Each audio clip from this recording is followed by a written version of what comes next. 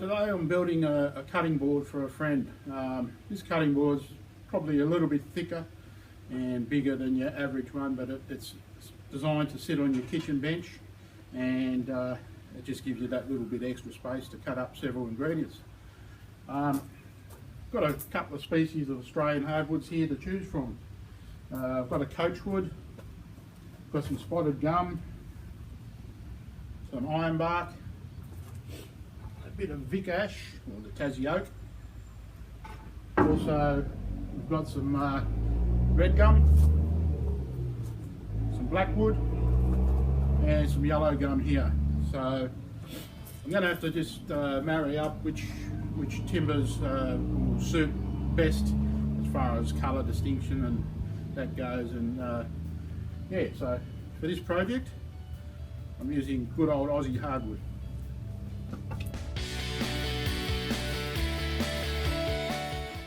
So I'm starting up by cutting the yellow gum down. This is quite a big board that I picked up recently. Jeez, it's hefty. Yeah, it'll be probably one of the primary bits of timber I'll use, and so I'll cut a good chunk of this up.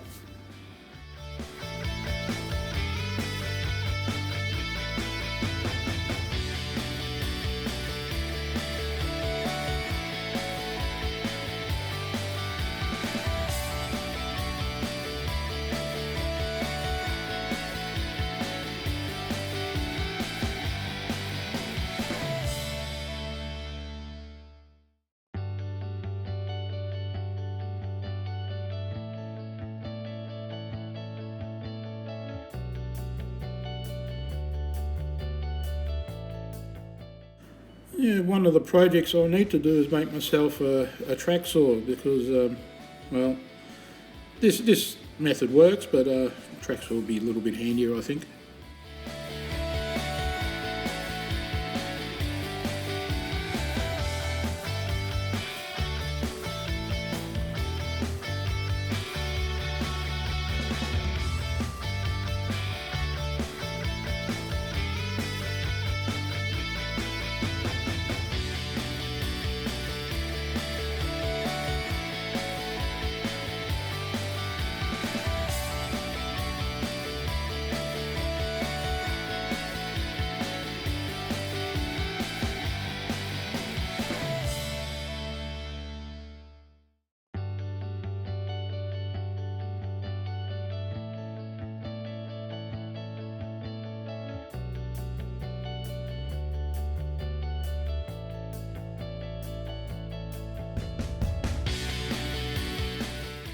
I've marked these boards out to about 550 millimetres or 22 inches, just setting up the stop, and I'll just cut all these down.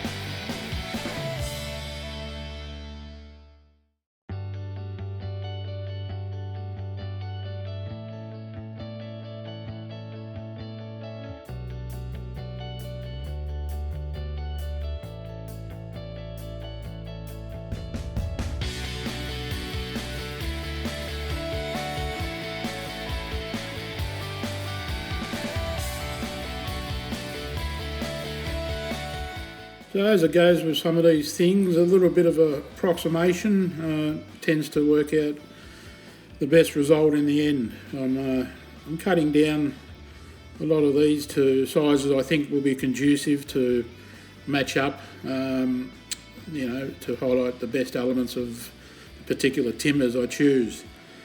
So I'll then run over to the jointer and clean up a face, and yeah, a lot of the pre-machining's done in this part of the construction of this cutting board.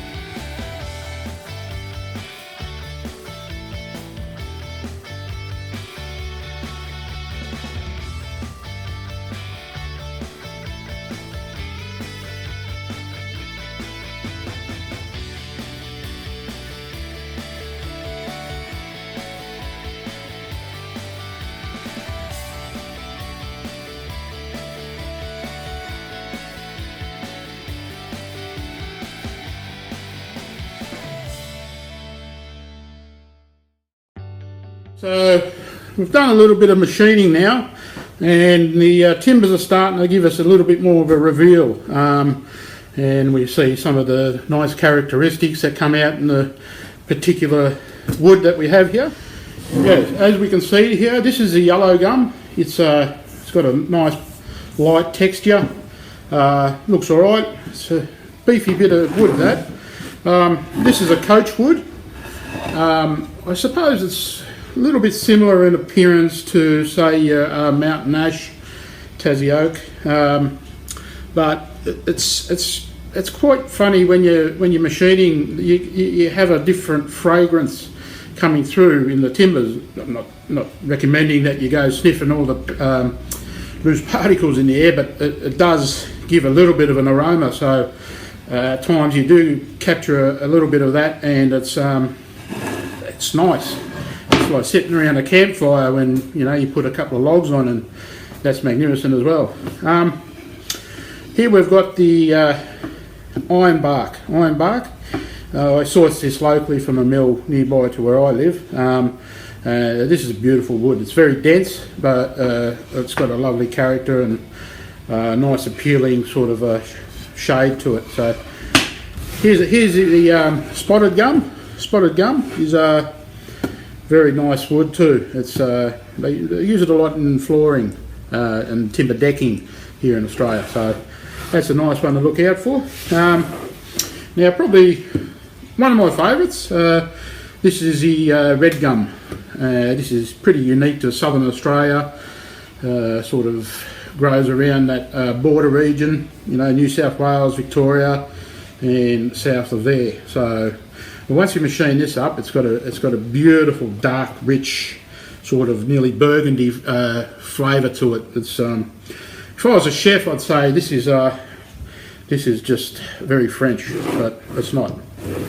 And I think last but least, what we're going to use for this build is this blackwood. I haven't worked with blackwood before, and I don't know why, but I think I've just about fallen in love, and this is a close contender at this stage to the red gum I'm using as well, as far as an appeal, and that might be my favourite at the end of the year. Who knows, but we'll see. So these are the boards. I'm going to see which arrangement I think will be best suited for this build. So bear with me, and I'll cut these out to different sizes. I think we've got something like 530mm in length this way, approximately, and I think about 460mm of width to fill out. So selection of boards and positioning of them is going to be a little bit of a interesting task. So I'll hook into it. So I made a choice here to probably just leave out the Tassie oak or Vic Ash because I thought, well, it's a little bit representative tallow wood, and just a bit of a overkill in that type of shade of timber colour. So what I've done here, I'm using red gum on the outside, got the tallow wood here in next to that, then we've got the yellow gum, we've got our spotted gum next to that, and then our black wood. So I'm going to glue this up in two stages, two separate parts. Makes it easier when I've only got the 10-inch joiner and planer. So for that reason, I'll get lots of flat boards and bring them together and marry them up at the end. So hopefully that'll be the easier solution, rather than trying to do it in one hit, then flatten it out if your glue up's not holding it in nice and flat.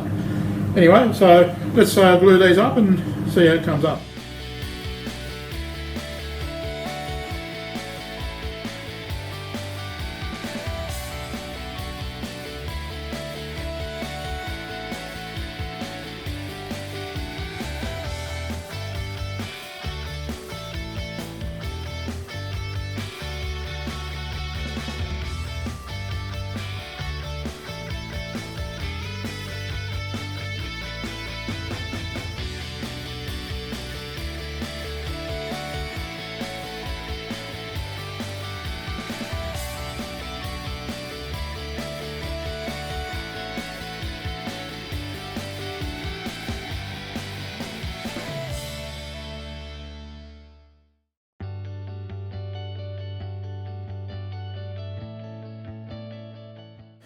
Yeah, always do your best to try to get rid of that glue before it dries.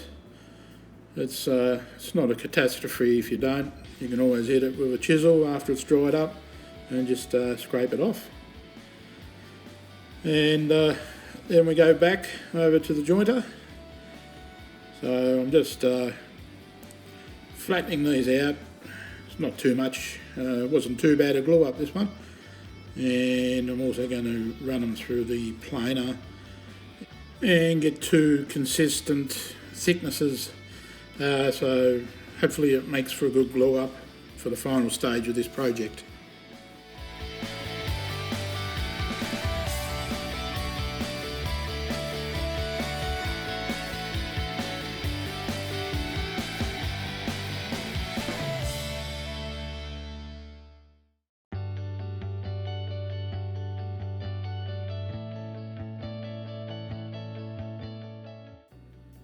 So these two pieces are simply glued back together, bit of a clean up again, then squaring it up on the table saw, then flip it over and square the other side up.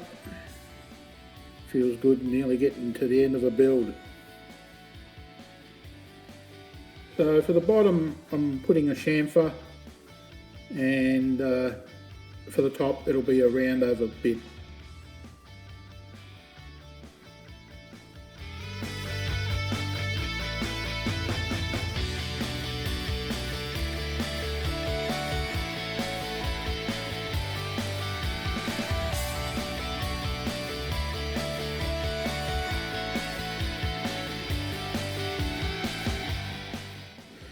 So with the sanding, I'm starting with an 80 grit and incrementally working my way up to a 500.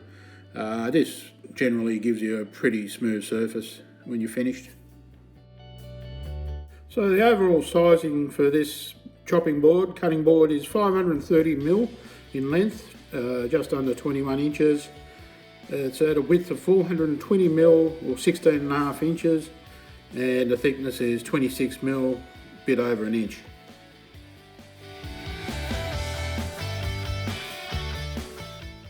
So this is the final stage where, fingers crossed, all the hard work's paid off. All will be revealed with your finish. And for this finish, I'm using a food grade safe finish, which is generally available at hardware stores or specialist woodworking stores.